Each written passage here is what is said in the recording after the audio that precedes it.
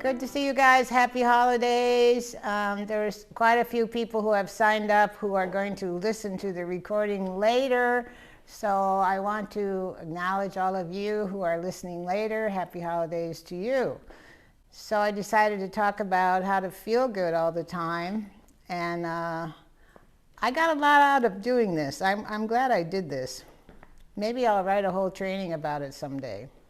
So I'm going to leave out the obvious things that make you feel good, like pets, nature, food, sex, etc. Those are the the obvious things that that make you feel good. And I am going to talk about some other things. First, I'm going to give you some ideas, philosophies. So we start with the thought that feeling good should be our top priority. Feeling good should be our top priority. And I know that you like that idea, but we should have been told that as a kid, right? What if feeling good was our top priority our whole life? Well, it's not too late to make it your top priority. And you can listen to Esther Hicks, and she helps you with that idea. Okay, she tells you how to go up the emotional scale to feel better and better. So you can look up online Esther Hicks, and she has a lot of books that you probably know about. If you haven't read those, The Law of Attraction and Ask and It Is Given. And I think, she goes along with what our philosophy is. The problem is we've been kind of addicted to feeling bad. Now, I know that sounds heavy, but I think people are used to just feeling bad or feeling low energy or putting up with tensions and putting up with pains and feeling depressed. And most people just put up with it because they're kind of addicted to feeling bad. And that's because we haven't handled our ego. The ego is always going to take us away from joy and away from happiness. And it always leads to misery and death. So that's why we study the Course in Miracles, of course, to release our ego. And the Course in Miracles is what's going to help you be happy and feel good. The whole Course in Miracles is a whole lesson in how to be happy, if you want to know the truth. And so reading it is one of the ways to feel good, because even if you don't understand it, it works on you. So we have to choose peace and joy in order to feel good. And we have to choose to be relaxed. And we have to choose to be in bliss. Because the Course in Miracles has a lesson that says, heaven is a decision I must make. And when they talk about heaven, they're referring to total happiness here on earth. Total happiness here on earth is heaven, consciousness. And the Course repeatedly says we have to choose that. We have to decide for that. We have to constantly decide for joy and happiness. Heaven is a decision I must make. And what lesson is that, Marcus? You have to... 138. 138. So I would suggest you read that lesson, 138. Heaven is a decision I must make. And that will help you get on the right track. And then I thought it's nice to start with this thought. My whole day is the divine moving through me. Doesn't that feel good, just to say that? My whole day is the divine moving through me. So saying statements like that make you feel good. And you have to think those kind of thoughts. My whole day is the divine moving through me. Now, the more we choose heaven and choose to feel good, the faster we're going to be healed of our ailments. Some people think it's the other way around. Well, I can't be happy and I can't feel good till I get over my ailments. Actually, it's the other way around. If you become happy, your ailments will disappear. Because bliss affects your physiology. When you are in bliss, your physiology will just change and you'll be healed. So recently we had a guest in our home, and she was on such a high vibration that when she arrived, I immediately felt better, and whatever was ailing me just disappeared. just her presence, and she's such a high frequency. So that's another point, is to put yourself in the presence of people who have a high frequency as long as you can. And that's why we like to go to India. We like to go to India and hang out with the yogis and the saints.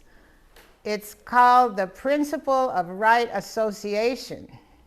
You put yourself with the highest people you can find as long as you can tolerate it.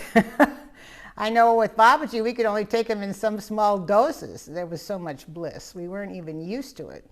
But we would always go back for more. So hanging out with spiritually high people is one of the ways to feel good. It's called the principle of right association. Don't forget that. Be careful who you hang out with, because some people will drain your energy and they'll pull you down, and they want you to match energies with them. If you match energies with these low vibration people, you aren't going to feel good. Naturally, you try to bring them up to where you're at, but sometimes they don't want to go. So I just talked to someone. She told me she and her high school friend, she's now in her 50s, they talk to each other almost every day for hours. And they used to talk when they were kids for hours and hours. And she's still doing it. And her friend is not enlightened. And her friend sucks all her energy.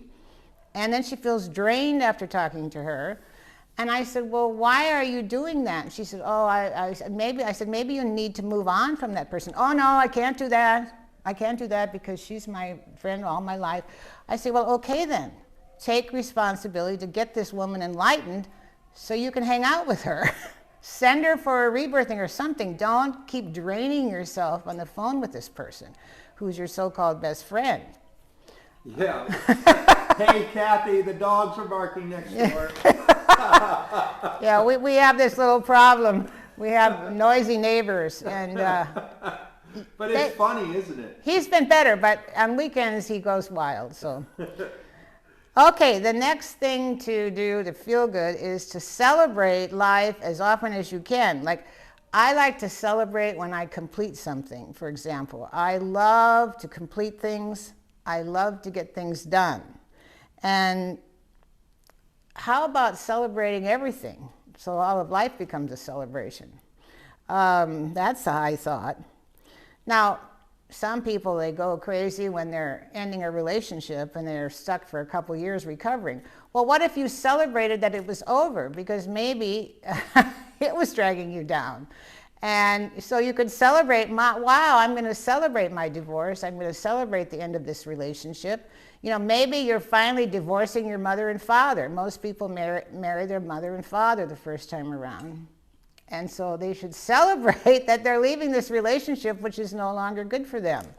So figure out, you know, things that you can celebrate, and that will make you feel good.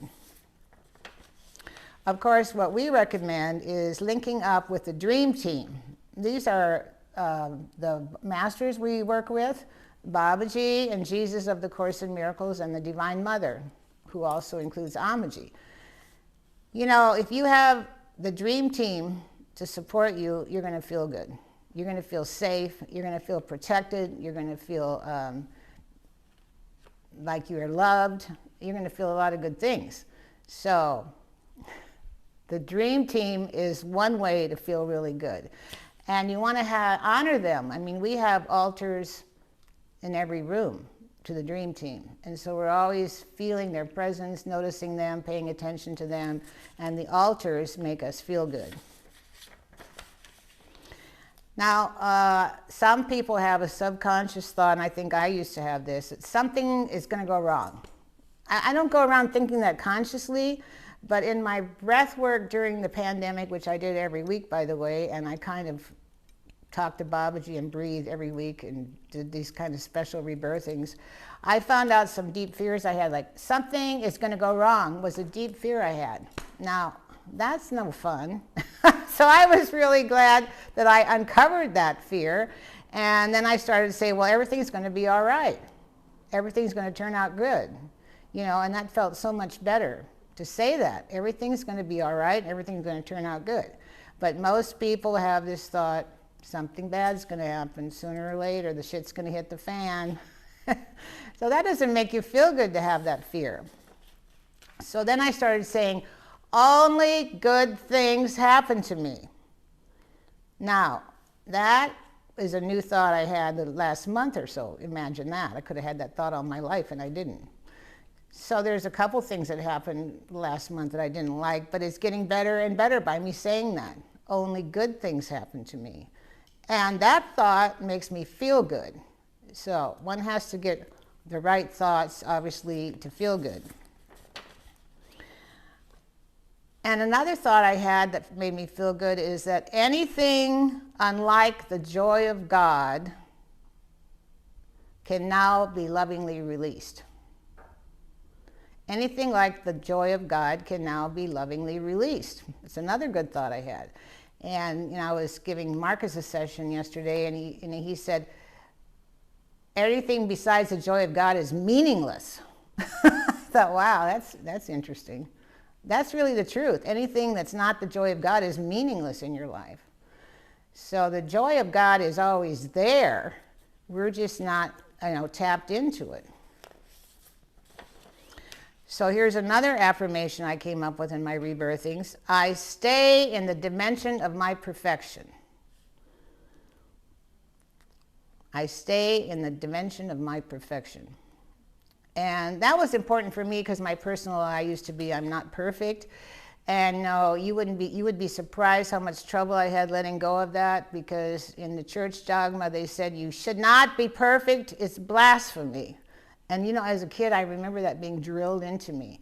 So that's why it took me so long to get over my personal lie, is I didn't realize my religious dogma was making me hang on to it. And I was afraid to go against the church, because if you go against the church, then you're really in trouble. So I wanted to clear all this church dogma. So I said to Marcus recently, I need to go back to the Lutheran church and sit there through the whole sermon and forgive everything. And will you please come with me? So we got in the lift and we went to Sunday service in a Lutheran church. And first of all, it was so boring. It was grueling. And there was nothing but these really old people sitting there. There was no young people there. It was so downtrodden and we sat through the whole thing, and I just kept forgiving everything. And then I thought, well, I'm just going to take communion anyway. So I took communion, and that felt good. And I kind of cried after that, because I felt like I released the whole thing. I let go of it, and I have no more guilt about leaving the church because I forgave everything. So I recommend you do that if you're stuck in church dogma like I was. And church dogma can keep you from feeling good, because they're going to tell you you're a sinner, and then you're going to feel guilty, and you can't have any fun, and you can't feel good if you have guilt. So I recommend you look at that idea of, clearing your church dogma. You'd be surprised how deep it is. Well, then I started saying, well, I am in the vibration of Babaji. Now that felt really good to me, saying that. I'm in the vibration of my guru, or I'm in the vibration of Jesus Christ, or I'm in the vibration of the Divine Mother. So I've been going around saying that frequently, and that makes me feel good to say that. And then it reminds me to put myself in that vibration. So I recommend that thought also. So another thing to feel good is you have to handle your fears, because fears wipe out happiness. So, it's good in a private liberation breathing session to confess your fears to the rebirther. We hope it's us. And then we help you release these fears, and we take them all down and we breathe them all out. And it makes, because fear and happiness cannot coexist together. And a lot of people don't know they have fears. I mean, I personally didn't realize I had so many fears till the pandemic came, because my fears were suppressed. I didn't feel afraid. I do not like the feeling of fear in my body. It's too scary. So I guess I suppressed some fears, like the fear something bad will happen. Or I had another fear. What if I create some condition when I'm older that I can never get over? That's another fear I had. So I didn't even know I had those fears until I started doing this deep breathing every week during the pandemic. So most people have fears suppressed. They don't want to feel the fear, and it's suppressed. And what happens then is people keep suppressing it, and then when they get old, then they get all these conditions and then they die. That's what happens, because they never worked out their fear when they were young, and the fear is one of the causes of aging, by the way. Suppressed fear, suppressed anger, suppressed guilt, all those things cause aging anyway. And another thing that makes me feel good is moving forward. I don't like to be stuck, you know. So if I feel stuck, the first thing I do is I confess it to my gurus. I confess it to Babaji. I confess it to Jesus. Or maybe I write them letters and say, I'm stuck today. These are the thoughts that I'm stuck on. Or I tell Marcus, I feel stuck. I need a rebirthing. What feels good is moving forward out of the stuckness. You don't allow yourself to be stuck for days and weeks on anything. That is silly, because it doesn't feel good. And you know when you're stuck because nothing is working. You know when you're stuck, nothing is working. And you might feel tired, or you might feel sick. And so the point is, get out of the stuckness. Move forward. Moving forward makes you feel good. Some people are afraid to go forward because they have fear of moving forward. And then they get trouble with their legs and their hips and their knees. It's all fear of moving forward. What's your fear of moving forward? Well, you might have to go into the unknown for a while. And people are afraid of the unknown. So they just stay stuck.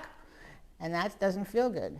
The unknown is God. The unknown is bliss. The unknown is the good.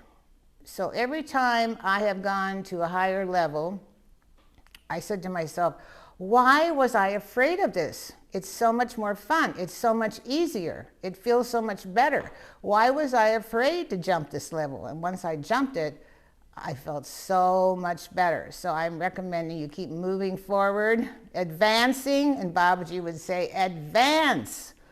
He used to yell that to me 4 times, advance, pushing me forward, and that's the greatness of the guru. They will push you forward into higher realms that make you feel better. Another thing is to acknowledge when you feel good. So I'm starting to notice when I feel good, and then I say to myself, wow, I'm feeling really good right now doing this. And then I thought, well, I could feel really good right now doing the next thing I'm going to be doing. Well, I could feel really good now doing the very next thing I'm going to keep doing. So I'm feeling really good doing everything. And I say that to myself to remind myself that I'm feeling good. Otherwise, I just don't even get conscious of it. I'm feeling really good doing these dishes. I'm feeling really good making this homemade soup. I'm feeling really good reading these prayers. I'm feeling really good talking to Marcus. And I notice that as I keep saying that, I do feel better, acknowledging that I'm feeling better. Okay. Now, here's an exercise. Try to make your thoughts only joyful. Now, that's a really good assignment. Well, first of all, just to remind everybody, it's a spiritual practice to observe your thoughts moment by moment and change them to higher thoughts. Everybody should be doing that daily, minute by minute. Always observe your thoughts, and if it's a low thought or negative thought, you immediately change it. That is a basic spiritual practice everybody in metaphysics should be doing. Okay, then the next level is try to make your thoughts joyful. And that's a real interesting exercise because we never got to do that as kids. Nobody told us to do that. You know, nobody said, well, make your thoughts joyful, kid. Wouldn't that have been nice? That would have been really nice. Okay, so here is another good thought. Right now I'm filled with joy and I feel it. I'm filled with joy and I feel it. The Course says every day you should focus on joy. Every day. And joy is God. Joy and God are one.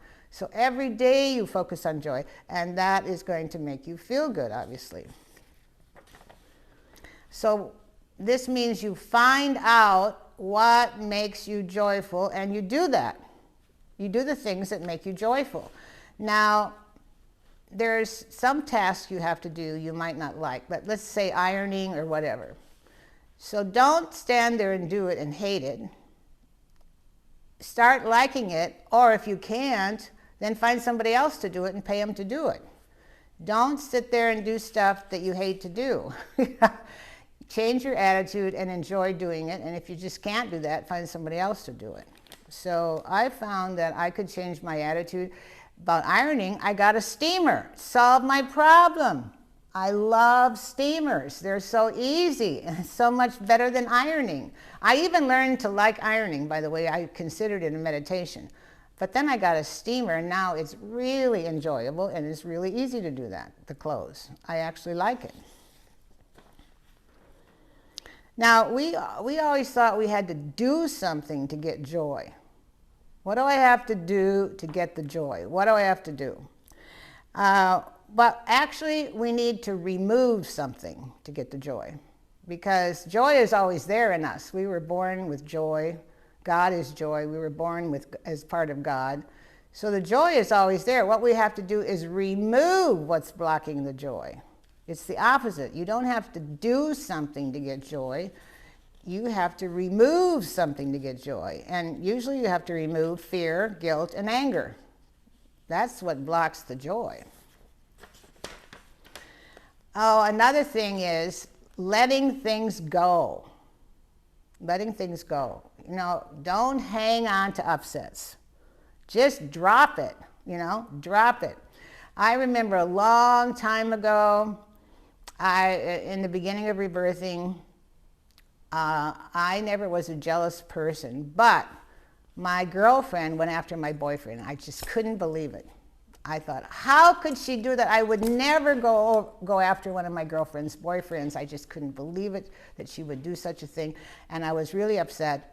And this was way back in 1975 I'm talking about. So I called up Leonard, my teacher at the time, and I said, you won't believe what so-and-so did, and she went after my boyfriend, and I went on and on and on and on. And he said one thing, drop it, Sondra. Drop it, and then he hung up the phone. I thought, oh my God, that's all he's going to say. I can't even, you know, and I thought, oh, I wonder if I could just drop it. I wonder if he's right. And I realized it was just a decision. So I dropped it, and I never created that again in my life. I saw that I had her set up as my sister or whatever. And, you know, you can drop stuff. It's a decision, you know, it really is. Letting go. I am willing to let this go.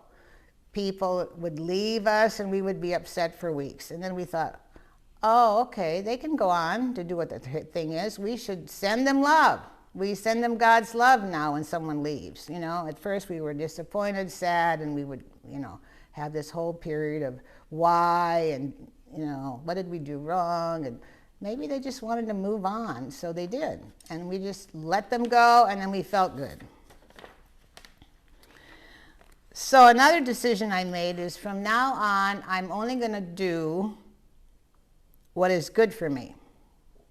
Now, you know, you shouldn't have to say that, because why would you want to do anything that's bad for you? But people do. I've done it. I've had bad habits that I did that weren't good for me, and I did them anyway. And, you know, they didn't make me feel good, but I kept doing them because I was stuck in my guilt or something. I was stuck in my pattern of my father or something, and I kept doing this bad habit. So then I thought, no, I am only going to do things that feel good to me and that make me feel good. And that decision has helped me a lot too. These are good decisions to make, and later I'll tell you some more pointers for feeling good, but these are decisions you have to make. Another thing is that makes you feel good is to talk out your feelings with someone. Well, I talk my feelings out with my gurus. I write them letters.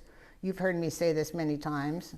I write Babaji a letter, put it under the altar cloth. I write Jesus a letter. I write the Divine Mother a letter and express all my stuff.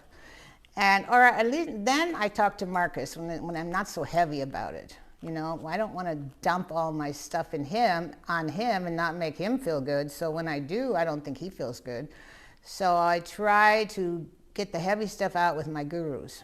And so I communicate to them. I talk it out with them. Sometimes I lie in the bed and I talk out loud to Jesus. Or I write letters to them, you know, because I'm a writer, I like to do that. And you've probably heard me say the best letter to write is, number 1, this is my problem. Number 2, these are the negative thoughts I had that create this problem. Number 3, I lay them at your feet, which means I give them up to you. Number 4, these are my new thoughts, and you reverse all the thoughts that were negative into affirmations. And then number 5 is please add energy to these new thoughts. And I put that under the altar cloth, and it always works. So this is how I clear myself, and it's so simple, and I just don't know why people don't do it, because it really works. And when you stay clear, you obviously you feel good. Now, the next thing is process. To feel good, you have to process the 5 biggies, and you have to process your fear and your guilt and your anger. Now, this takes work. This part, it takes work, but it's worth it because you feel good afterwards. So the 5 biggies, again, that Leonard coined at the beginning of rebirthing were, number 1 is the birth trauma. Number 2 is specific negative thought structures, such as your personal lie. Number 3 is the parental disapproval syndrome, all the family patterns. And number 4 is the unconscious death urge. And number 5 is our past lives. Now, it takes a long time to clear these biggies, but what else have you got to do with your life except work on yourself, right? So you're not going to get over these in 10 rebirths, but it's a lifelong spiritual path. And we do this through deep breathing, which makes you feel good. So every time you do deep breathing, liberation breathing, have a private session or a group session, or you can try it on yourself, but it's not as effective, then you're going to feel good. You can lie down and breathe 10 deep breaths and you'll feel better immediately. You should all learn to rebirth yourself in water in the bathtub. Now that, if you haven't done that, that really helps you feel good. And what I like to do is get in the bath and you put your head down at the opposite end of the faucet, so when you come flying out, you won't hit your head in the faucet. So you put your head on the, you curl up in the fetal position, and you put your head on your hands, and you breathe through the snorkel. And if you have tension in your body, you keep breathing till it goes out. So what you have to do to get rid of this tension, which doesn't make you feel good, is breathe past the desire to come up. You know, you're going to breathe and breathe and breathe, and then you say, I'm fed up, I don't want to do this anymore. No, you go past that resistance. Right on the other side of that resistance is the release. Most people, they come up too soon before they release themselves. I got to get out of this water, and then they come up. No, you stay down, go past the desire to come up, and breathe into that moment, and then the tension goes out. So I can't stress enough, deep breathing, obviously that's our main way of feeling good in our lives. Then the other thing I've found, and Babaji really got me going on this, is to meditate on the divine mantras. So we like Dogma, which is a group in England that formed, they were Babaji devotees, very strong, and they did 3 very good CDs, Sacred Source, River of Grace, and Ocean of Devotion. You should have these and lie down and meditate to them and breathe to them. I've been doing this almost every day during the pandemic lately, and that has really helped me. I'm not the kind of person that can sit still and meditate for a long time. I get very bored. I never feel much or experience much. I just get blank, which is probably good, but I get bored. So Babaji said, no, you need to lie down and meditate on these mantras. And he specifically gave me that order, and it really makes me feel good. There's no reason to feel bad anymore. You can do all these things I'm telling you, and you're going to feel better right away. These mantras are such a high frequency, there's no way you can't feel better. Even if you don't understand them and they're in Sanskrit, it doesn't matter. The words are so holy that it purges your pain, it purges your depression, it purges your, low energy, and then you start feeling good right away. So I strongly recommend you do that. And we've been breathing with our friends, some of our close friends who are rebirthers, online with these, and they were just astonished about it. Okay, now another thing I talked about a lot in the LRT is you have to have an impeccable space that you live in if you want to feel good. You can't have a messy house and feel good. And piles of stuff around and stuff you're not even using and things that are broken down. And, you know, I went to this one person's house once and she had all the frying pans, the handles were broken off and all this stuff. And I thought, why doesn't she get a new frying pan? I mean, she had enough money. It didn't make sense to me. And I realized I don't want anything in my house that's not fixed. I don't want anything in my house that's broken. I want everything impeccable. It has to be neat as a pin because I'm a Virgo. But I clean up constantly, and then I even have the maid come in, you know, once a month and clean. So it makes me feel good. It makes Marcus feel good. And then we have our altars. And so we feel really, really good in our house, in our home, which is an apartment with high ceilings. It's a loft, so it's very big. But we feel really good because everything is impeccable. If you have stuff lying around, unmade beds, unwashed dishes, trash anywhere, it doesn't make you feel good. This is kind of obvious. And certainly hope you're not a hoarder and, you know, got boxes of stuff, because that doesn't make you feel good.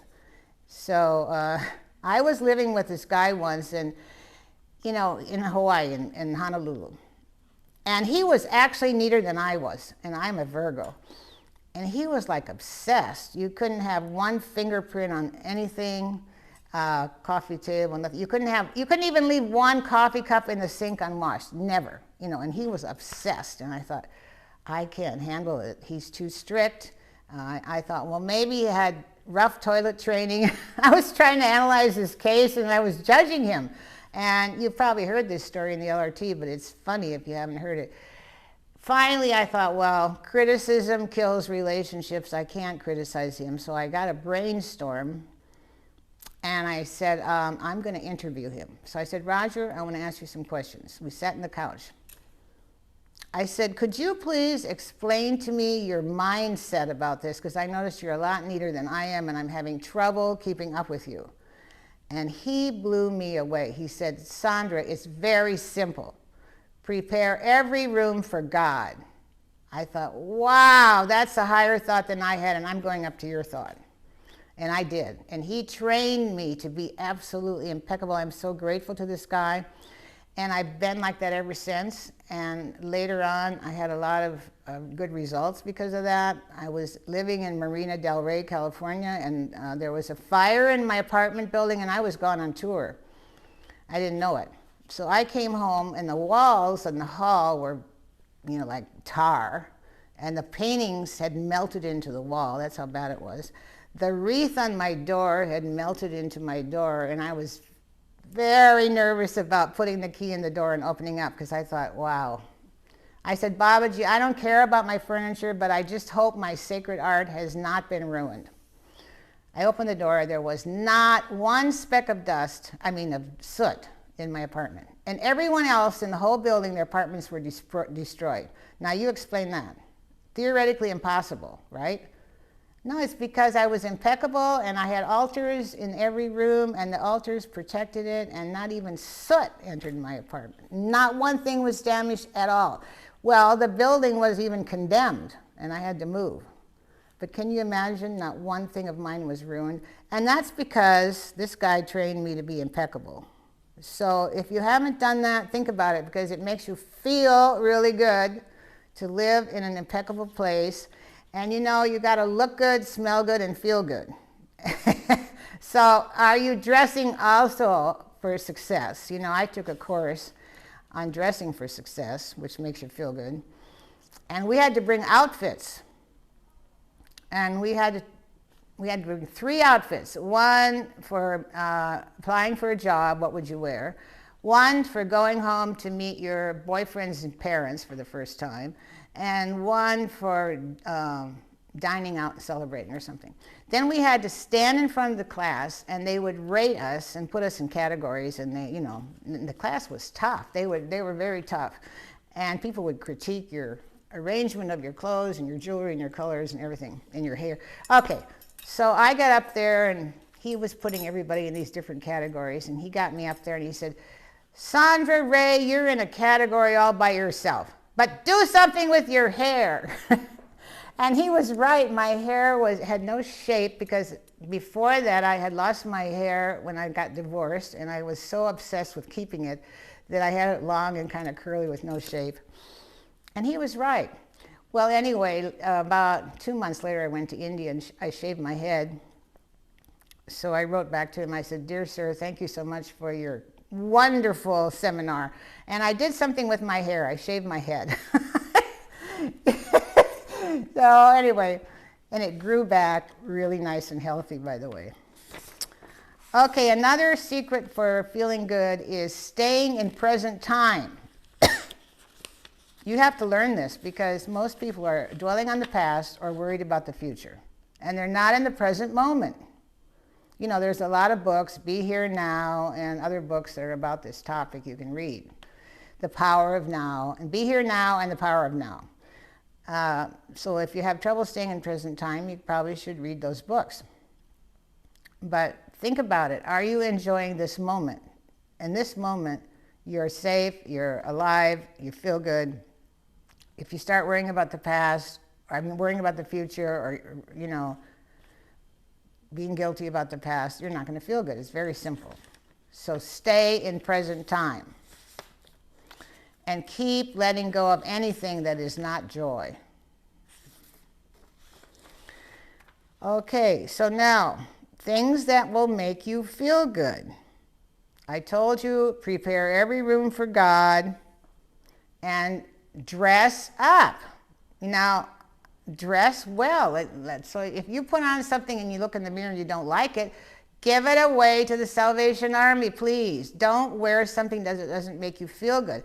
Don't wear something that's not washed, you know, that you've worn 3 days. The energy is bad in that. I always wear absolutely clean clothes.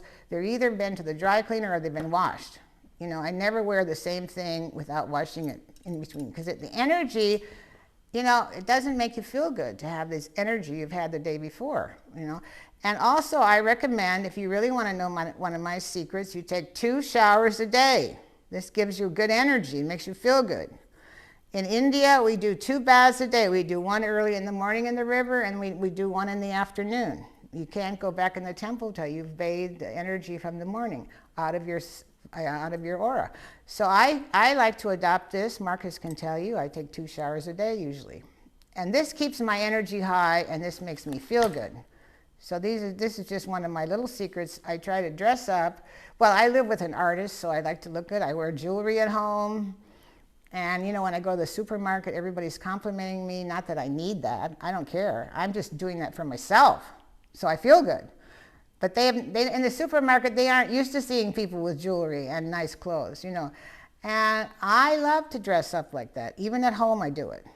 And, you know, we had this one couple that got married and they had a baby, and he kept complaining that his wife turned into a slob. She would wear nothing but, you know, old clothes, and she didn't, you know, because she was so involved with the baby, she took no time to take care of herself, and it became a marriage issue.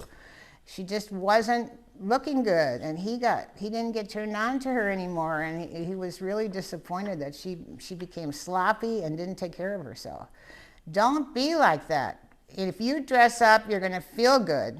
And I'm not talking about expensive clothes. I'm talking about clothes that make you look good and so on. And I decided today I'm going to go through my whole closet after talking to you guys and see if I still like that stuff. Okay, again, I just want to remind you one more time to observe every thought you have and raise the quality of your thoughts. I'm repeating that because it's so important. Now, of course, the next thing is to have a spiritual practice to feel good. Now, we have been really devoted lately since the pandemic to our spiritual practice. When the pandemic started, on the exact day that they announced this is a pandemic, Babaji said to me, you must do 10 rounds of Om Namah Shivaya on your mala beads every day and every evening. I thought, wow, okay. There was no vaccinations then, and it was even dangerous to go to the supermarket. And that was the only place we could go. So we started doing it. We did 10 rounds a day of Om Namah Shivaya, and we did that for months until the vaccination came. But then now we've been really good with our devotions, and that makes us feel good. We get up in the morning, we sit on the couch, we do the 5-point prayer I've always taught you. The 5-point prayer, just to review, is number 1, I read some scripture, and we read something out of the text, like 1 page out of the text in the Course in Miracles. Then we express forgiveness, what I want to be forgiven for, who I want to forgive, and who I want to be forgiven by. That's number 2. Then number 3 is what I'm grateful for, and we say this out loud to each other. And number 5 is then we read, then we express our gratitude, and then we read Course in Miracles lesson. 4. What did I get them wrong? Petition. Oh yeah, I forgot 4. Number 1 is the introduction, you read the text. Number 2 is forgiveness. Number 3 is gratitude. Number 4 is the petition. That's where you ask for something from the universe, from God. Today what I am petitioning for is to have a happy day all day or whatever. And then number 5, you read a Course in Miracles lesson. Okay, so we do that every day, which makes us feel good. And then we do the arti, which is the music that we sang to Babaji in India. And we started doing that during Navaratri, which is the 9-day festival, which happened a couple of months ago. We did Navaratri, and we felt so good that we kept doing it. And we're going to keep doing it. Taking time to do devotions makes you feel good. Having a spiritual practice makes you feel good. It's not something, oh no, I have to do it. No, you don't want to be obligated. And some days if you miss because you have a client or you have to do something else, you just don't judge yourself. We're not wanting to be rigid with our spiritual practice, but we do want to do it to feel good. Because when you're having, by the way, a grateful thought, you can't have an anxious thought when you're having a grateful thought, right? And when you're having a thankful thought, you can't really have a worry thought.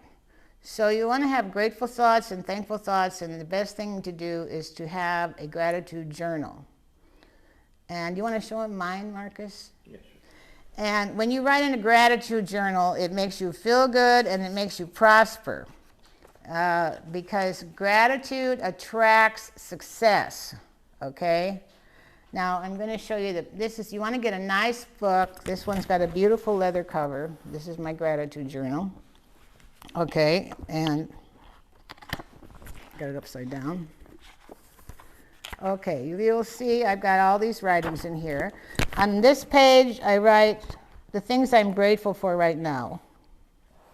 Okay? And gratitude is the magic formula for feeling good and for attracting good things. Then on this page, I write things that I want to manifest as if I already have them. I am so grateful I now have whatever it is I want to create. On this page is things I'm grateful that I do have. On this page, these are things I want to have, but I write them in present tense as if I have them, right? And that is really, like, thank you for the new friends we have here. And this is when we first moved here, you know. And, you know, things like that. Things I wanted to create was new friends. So thank you for the new friends I now have, right? So I can't recommend that strongly enough. Okay. The next thing is Babaji's formula for happiness, if you don't know it, is love, truth, simplicity, and service to mankind. Okay? Keep your life simple, stay in love, tell the truth, and do something to serve mankind. Now, you can make your career a service project, or you could have a separate service project. There's all kinds of people you can help out there, and groups and organizations you can join to serve. But Babaji also taught us this: work is worship. Now, if you get this lesson, you'll feel good. A lot of people say, oh no, I have to go to work 8 more hours and it's such a drag. Well, that's not going to make you feel good. My work is my form of worship. I love it that he taught me that. When I'm going to work, I am worshiping God. I don't care if you have a hardware store or a flower shop, it's still the same. And everybody that comes to you at your job is your ministry, okay? Everybody in your address book is your ministry. Your email list is your ministry. Everybody that you meet during the day, God has sent you to them. What do you do as a minister of God? You help raise their consciousness. You say, have you heard about this great book to read?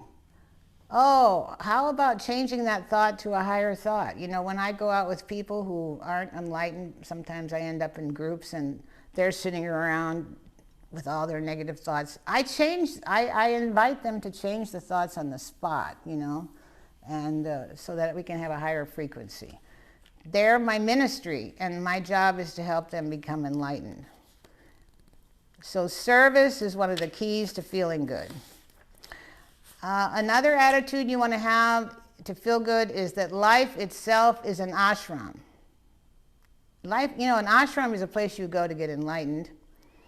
Life itself is an ashram. Every moment in life is a spiritual opportunity for you.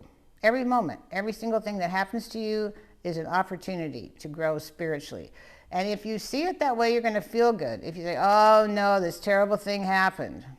No, this thing happened. What are you supposed to learn from it? What are you going to do with it to raise your consciousness? Why did you create it? Learn something. And even an illness, you know, I had some symptoms during the pandemic that really bugged me. And I was getting fed up with the whole thing. And then I thought, no, these symptoms are getting me closer to God because I'm learning so much about my subconscious. And it was, the cause of those symptoms was all about some subconscious stuff that came up because of the pandemic, staying home all the time, which I never usually do. I keep running around the world and traveling for the last decades. For me, staying home was very difficult. So that brought up all kinds of subconscious stuff from my childhood. And wow, then I had some symptoms and I thought, wow, now the symptoms are getting me closer to God. And that helped me feel good. Okay, I told you about the gratitude journal. Oh yeah, I think I might have covered this. The principle of efficient action makes you feel good. I don't know if I stated this or not, but I did talk about cleaning up everything. But doing every little thing well is a success, okay? Doing things half-assed and not completing them is a failure. So people have things that are incomplete and half-assed done. Those are little failures, and then you get a failure consciousness. The principle of efficient action makes you feel good because you get something done, you did a good job, and you did the best you can, and you completed it. And if you keep doing that, that'll be a success, and then the next thing you do well is another success, and the next thing you do well, I'm talking about every little thing you do. You want to do it well, so you can count it as a success. Okay, obviously, another way to feel good is to get yourself in a good relationship. If you're in one, I commend you. If you're in one that's not good, then you need to get some sessions and clean it up. So, or read the book Spiritual Intimacy to find out how to make it good, you know. And I get tremendous support in my relationship from Marcus. And we have what I call deep ease. That was the only thing I wanted when I wanted a new relationship. I said to Babaji, I don't have time for the pain. I want deep ease in a relationship or none. You know, that was the first thing I asked for. So that made me feel good to manifest a relationship where we have deep ease and we have it all the time, 24/7, and we're together all the time. Now, how many people can do that without arguing? And so we don't have these arguments. We've worked out our case enough that we don't have conflict. We have a conflict-free relationship, and that's possible. If you haven't taken the LRT, you need to take it. Well, we're putting it online now, by the way, so that everybody in the universe can take it. Okay, I think I gave you devotions, chanting. By the way, I said Om Namah Shivaya, but also chanting the mantra makes you feel good. Another thing you want to do to feel good is to give compliments to people. Lately, we've been doing that more. Not false compliments. Compliments that they deserve. You know, that they're doing a good job. When you compliment people, they feel good, and then you feel good. You see, when you criticize someone, they don't feel good and you don't feel good. So criticism kills relationships. Compliments And thank you notes. I just got some new thank you notes at the art museum, and they're so pretty. They're Italian. So I was writing little thank you notes to my dentist and thank you notes to my friends, and it feels good, and they like to get it. Okay, so I think that's the main point I want to cover now. We can have a discussion. We've got, 10 minutes. Well, yeah, I forgot. For Christmas, I thought these would make great Christmas gifts. They're not expensive. They're little books, and they're enlightened books. This one is Marcus's book called The Little Ganesh Book. And he wrote each page has a little bit of enlightenment that's really fantastic. Meditation, one page meditation. Okay, the Little Ganesh Book. And then this is my book on Babaji, The Perfection of Babaji, which is my experiences after I left India. The other big book I wrote on Babaji was my experiences with him in India.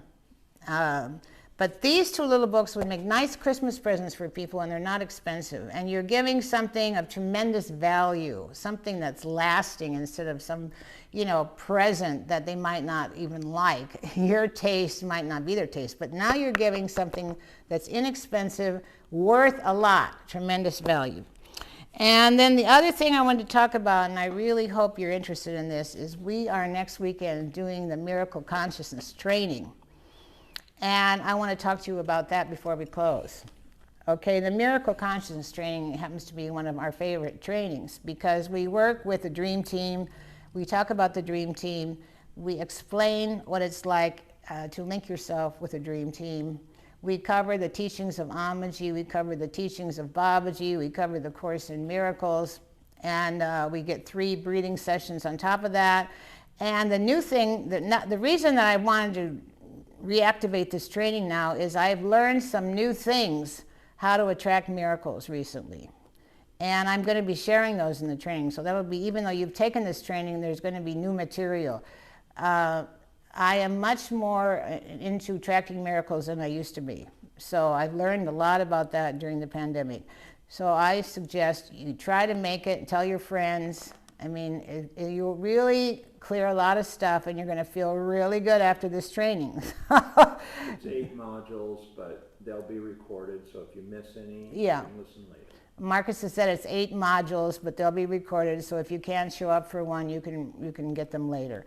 So that starts what time on? 11 o'clock Eastern Time, Friday. Oh, 11 o'clock Eastern Time on Friday. Okay, and it's, so you want to? USA. Oh, in the USA. So that would be 5 p.m. in Central Europe. Mm-hmm. Okay, so you go bit.ly, bit.ly/. Can you see that? Yep. Can you see it now? Yep. MCT in capitals -Ray in capitals. So check it out and tell your friends. And get ready for the holidays. So you're going to feel good during the holidays, Some people, they go home and they see their parents or their family for Thanksgiving. And then they have a lousy time because they haven't forgiven their parents, And they haven't prepared themselves to relate to their past families in a way that works. So let's try to have a good holiday this time and feel good. And if you take that training, you'll be well prepared to go home. So if you have a depressing Thanksgiving on Thursday, come on Friday and we'll pick you back up. Yeah, we'll pick you right back up. Yeah. Now, I know some of you might be tied up on the weekends for the Thanksgiving, and we probably shouldn't have done that. But anyway, you can catch it up online if you missed something. So that's all I have today, and I hope you enjoyed it. And do you have any comments or questions, anyone? Let's have some questions. Yes. Pam. Hi. So I know we've heard this before in the trainings, but would you mind repeating, like when we're putting a letter on the altar? Yeah. If there's a problem, there's like 5 steps. Yeah. You said you write the problem. Yeah, okay. So let's say I'm writing to Babaji or Jesus or Amaji or Divine Mother or whatever.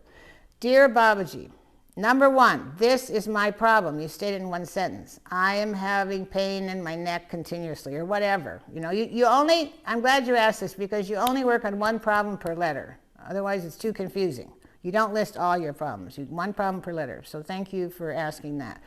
this is my problem, and you state it. Number 2, these are the negative thoughts causing that problem. And you write them down, and you let go of the thought, I don't know. You do know what the thoughts are. A negative thought causing that problem is, another negative thought causing that problem is, and you write those down, okay? Number 3, I lay them at your feet. Now, when you lay something at the feet of the guru, that means you're willing to give it up, okay? I'm willing to give this up. Number 4, these are my new thoughts, okay? Now, you reverse the thoughts in number 2 to the exact opposite in the form of affirmations. Number 2, your negative thoughts that caused it, then you reverse those in number 4. These are my new thoughts. Number 5, please add energy to my new thoughts so they manifest. And thank you and sign it. And then the last one is thank you, and you put it under your altar cloth till you get a change. And it always works. This always works. And I made this up, and I've been doing it for years and years and years, and this is one of the ways I clear myself so I can feel good. Thank you for, is that clear for you? Yes, I just, one thing that comes up too, what if, and I guess I would just include this in the letter, what if we recognize there's a fear of giving that thing up? Yeah, well, then you include that. There's still some element of wanting to control. Yeah, so you state that. My fear of giving up this condition is. My fear of giving up this condition is. You put that in the number 2, right? That's a good point.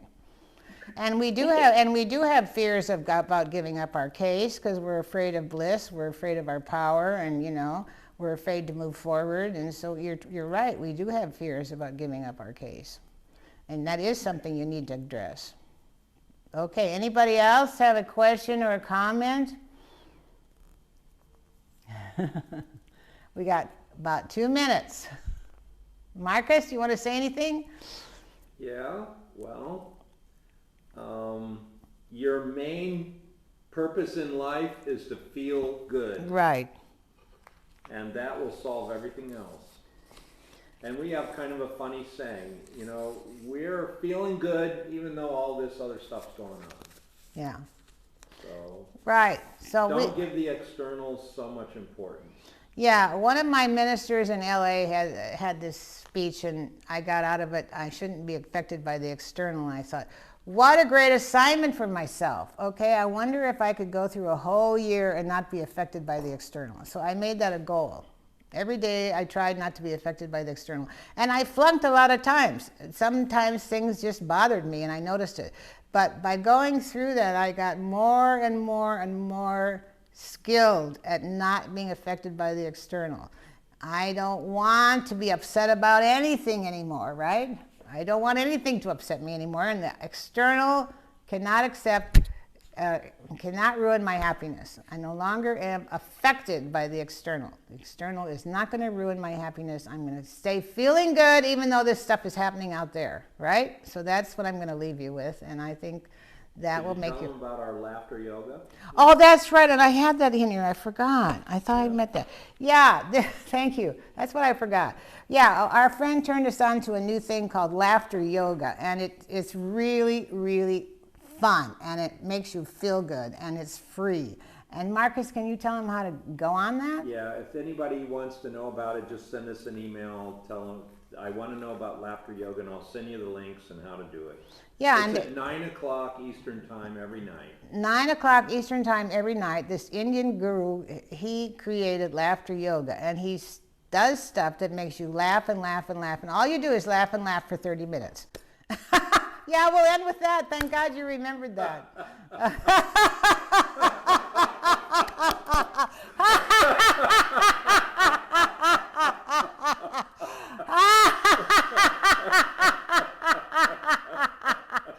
Okay, see you guys next weekend.